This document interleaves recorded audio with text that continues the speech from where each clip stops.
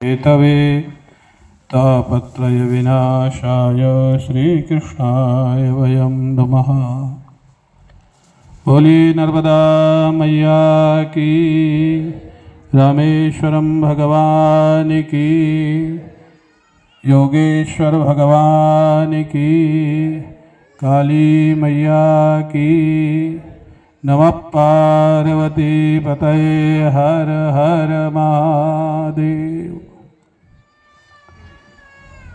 हमारे साथ मंच पर बैठे हुए परमादरणीय महामंडलेश्वर श्री राधे चैतन्य जी महाराज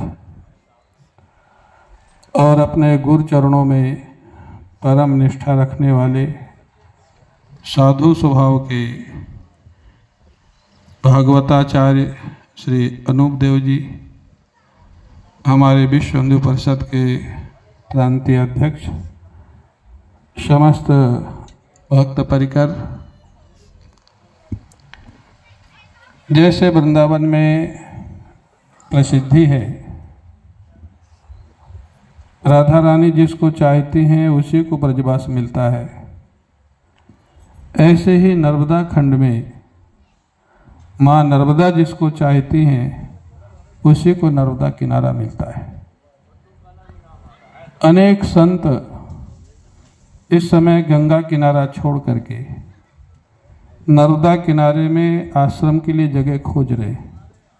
कल परसों भी कोई एक महात्मा धौलपुर से आए थे, यहाँ से अमरकंटक तक गए। नरसिंहपुर में कोई जमीन लिया था, वहाँ वो झमेले में पड़ गई। तो नर्मदा जी आज बिल्कुल प्रत्यक्ष हैं, साक्षात हैं।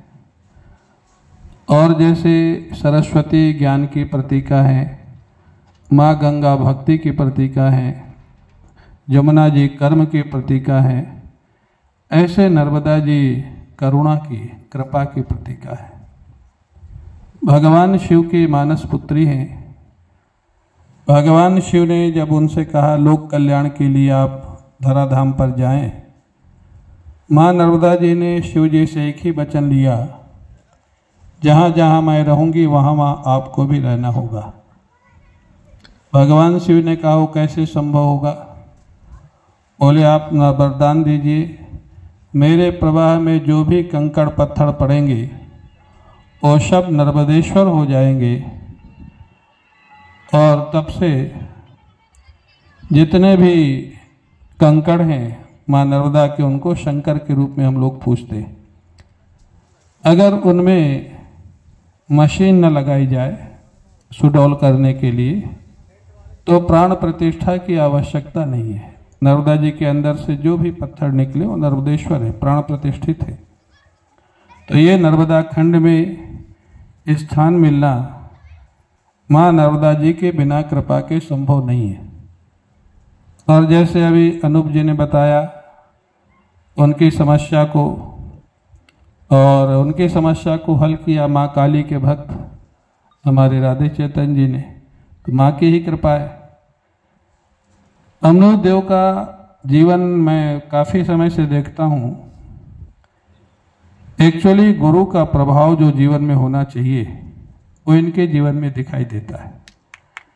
एक विनम्रता, साधुता, योग्यता, जैसे श्रद्धेय श्यामदास जी महाराज, श्यामदेवाचार्य जी महाराज, सभी संप्रदाय के महात्मा उनसे जुड़े हुए थे और सभी उनसे प्रेम करते थे। वो सन्यासी हों, वैष्णव हों, उदासीन हों, वो आरएसएस के लोग हों, विश्व परिषद के, विश्व हिंदू परिषद के लोग हों, समाज के, नगर के लोग हों, क्योंकि वो प्रायः सबके भलाई की बात करते थे, सबका हित चाहते थे, सबको अच्छी सलाह देते थे और सबका सम्मान करते थे। उनका वो गुण वो हमको अनूप देव में दिखाई देता है, इनकी विनम्रता, सज्जनता। और आपकी तालियां ये प्रमाण है कि आप लोगों को इनमें ये गुण अनुभव होता है, तभी आप लोग उसको स्वीकार करते हैं। स्वीकृति है जो आपकी तालियां है। तो जिसके प्रति निष्ठा होती है, जैसे मैं जब भागवत कथा करता हूँ, एक बार राधे चैतन्य जी मैं कथा कर रहा था और कलकत्ता के कोई भक्त, वृंदावन में कथा चल रही थी, वो बाहर से आए, निकल गए।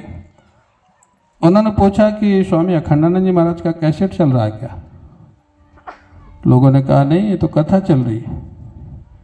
बोले अरे बिल्कुल आवाज़ उनकी जैसी लग रही है। फिर वो लौट के आए, उन्होंने देखा कि उनके जैसे कौन बोल रहा है, तो बैठे, फिर बहुत प्रसन्न हुए। उन्होंने पूछा कि आपने कुछ प्रैक्टिस किया है उनके जैसे बोलने का? मैंने कहा नहीं, प्रैक्टिस नहीं किया है, उनके प्रति समर्पण किया है, गुरु चरणों में समर्पण किया है। और जिसका चिंतन होता है उसके गुण, उसका स्वभाव